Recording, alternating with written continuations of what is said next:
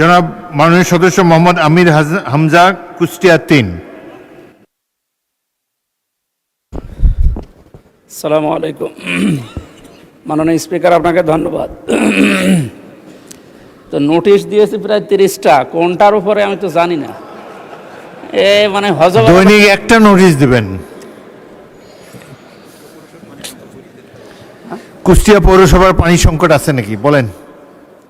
মাননীয় স্পিকার, বাংলাদেশের অন্যতম জেলা কুষ্টিয়ার পৌরসভার পানি নিষ্কাশন যে ব্যবস্থাটা এখন দিন দিন অকেজ হয়ে পড়ার কারণে আমাদের জনদুর্ভোগ চরমে পৌঁছিয়েছে।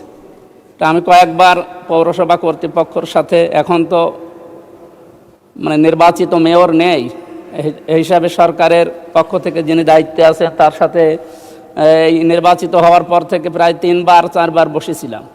কিন্তু ওনার যে কর্মকাণ্ড বা ওনার উদ্যোগ আমাদের সবার কাছে কেমন সন্দেহজনক মনে হচ্ছে, কারণ কাজকর্মের কোনো গতি আমরা এখনও বৃদ্ধি করতে পারছি না।